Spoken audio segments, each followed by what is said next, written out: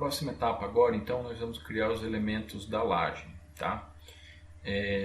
Então aqui a gente vai estar utilizando, como eu falei já várias vezes, a apresentação. Então aqui a gente está definindo elementos, o tamanho dos elementos aqui de tal forma que coincida para ficar um elemento aproximadamente quadrado, não muito retângulos com tamanhos de lados muito diferentes um do outro, e coincidindo com as barras, né? Então a gente vai pedir para alinhar com os nós existentes e deixar essa opção também de alinhar os elementos adjacentes, tá? Então primeiro vamos vir aqui em propriedade, vocês veem que ele mostra que as barras ele vai no mesmo lugar, a gente vai pôr aqui no 4, né?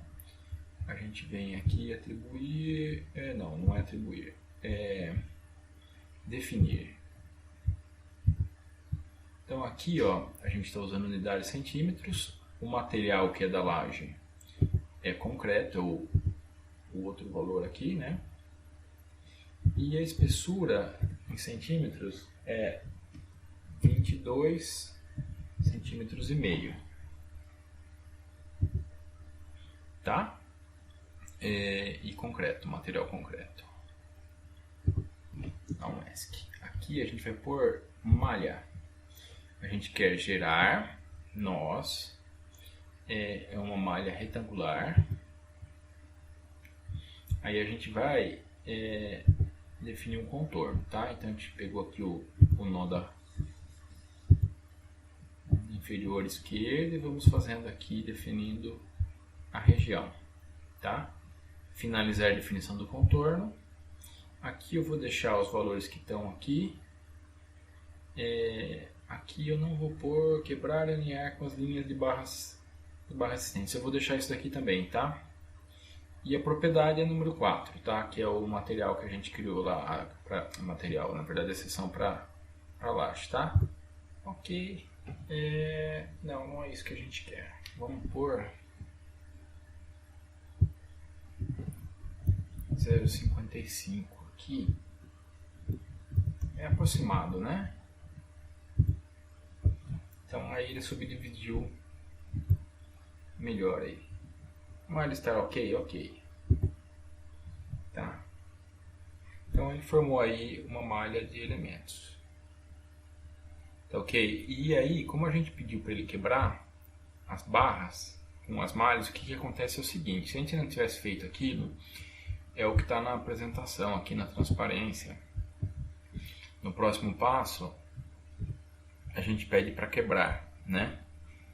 O que acontece é o seguinte: se a gente não tivesse pedido aquela opção, ele ia criar os nós dos elementos de grelha, de placa, mas a barra não ia ter esses nós intermediários, ela ia estar só nessas duas extremidades. E a gente daí não tem como garantir que nesses pontos intermediários, onde tem a laje, o deslocamento ia ser o mesmo da barra. Então o que a gente faz como nesse caso aqui que a gente pediu, para ele já quebrar automaticamente, ou então a gente volta aqui em barras e pede para quebrar aqui com os nós intermediários, e aí ele vai quebrar onde tem os nós de laje, tá? Eu vou tirar aqui a numeração dos elementos, dos tipos aqui das seções, para ver. Então aqui são os elementos de placa, tá? Então aqui tem a numeração deles. Aqui os elementos de barra, vejam que agora a numeração, antes você tinha uma barra única aqui, né? E depois aqui outra barra e assim por diante, né? Agora ele subdividiu coincidindo com os nós da grelha, tá? Desculpa, da grelha não, da laje. Então aqui, ó, vocês vejam que é tipo 2, tipo 1, tipo 3 e tipo 4, que é a laje.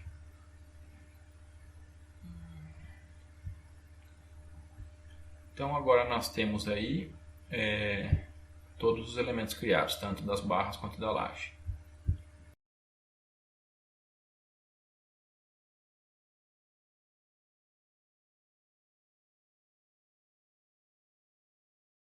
Nós temos, na realidade, se vocês olharem a figura, essa situação que está indicada na esquerda, né? Nós temos o perfil e a laje sobre o perfil.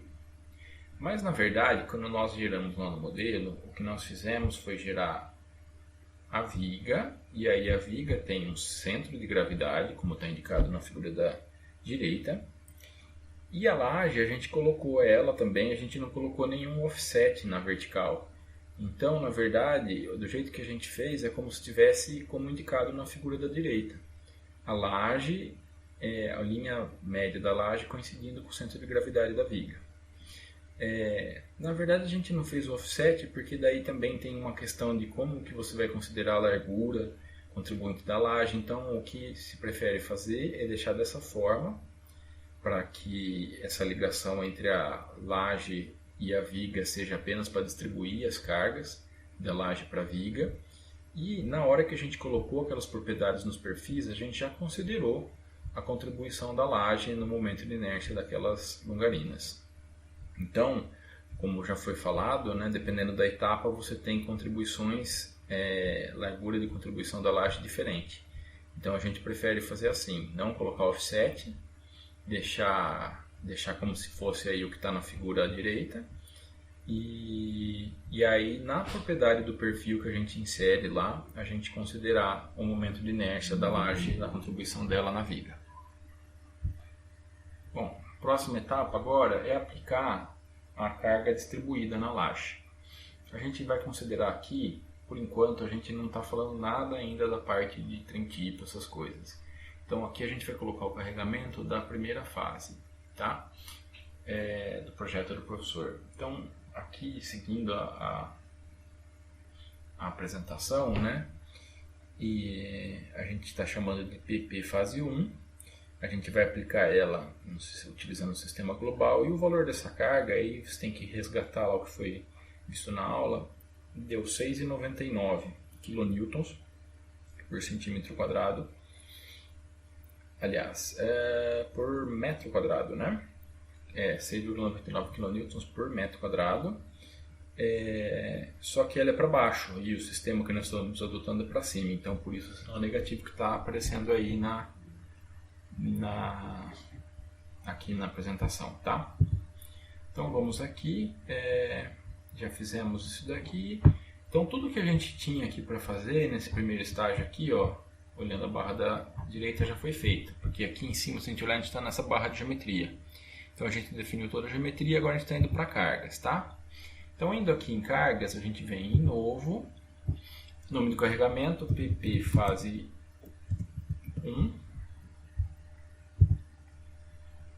E aí eu quero fazer o carregamento, como eu falei, né? Eles chamam barras e elementos, as placas eles chamam de elementos, né? Então, elementos, definir, quero um carregamento uniforme, local, direção x3, ó, e está aqui, ó, indicado kN por metro quadrado, né? Então, menos 6,99, ok.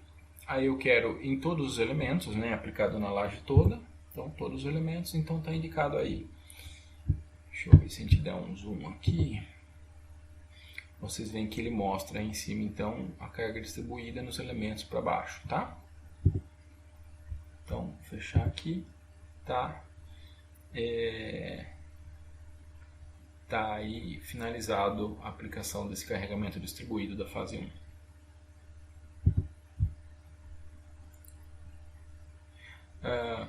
Pus o finalizar lá embaixo, né?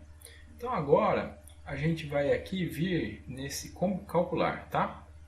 Está aqui no lado direito. Então, está realizando, não quero que ele salve a matriz de rigidez, eu quero que ele utilize esse método normal, que é o padrão que está aí. Então, feito, ele resolveu aí o modelo. E agora o que a gente vai fazer é visualizar os resultados, tá? Deixa eu tirar essa numeração aqui dos tipos, que acho que agora está atrapalhando mais do que ajudando. Então, eu venho aqui em gráficos, eu quero que ele mostre... vamos ver primeiro nas barras o diagrama de momentos desse carregamento, que é o único, né? PP fase 1, se tivesse mais ele mostraria, né? Ok, então ele está indicando aí qual é o valor desses momentos fletores em quilonewtons vezes metro, tá? Então aí no meio do vão a gente está vendo o valor de 3.307 mais ou menos, é isso? É no meio do vão, 3.307 nas longarinas das extremidades e 3.382 nas longarinas do meio, tá? Então esses são os momentos que foram calculados aí. Voltando aqui, gráficos, agora eu vou pedir para ver cortante.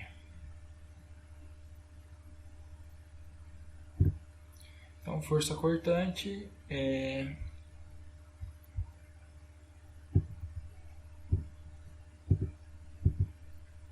Então, na extremidade aqui, né, no apoio, que é o valor máximo, nas longarinas de extremidade, quando eu digo extremidades que estão mais próximo da borda do tabuleiro lateral, né, da borda lateral, 325, e as do meio aqui, o valor máximo 343, desse lado positivo e desse lado negativo, tá ok? Vou fazer aqui para centralizar, né?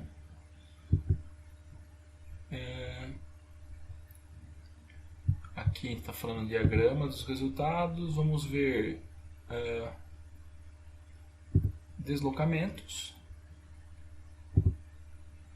Então tá aí o deslocamento vertical. Esses valores que estão indicados aqui estão multiplicados por, ele indica aqui embaixo, multiplicados por 10 ao quadrado, ou seja, multiplicado por 100.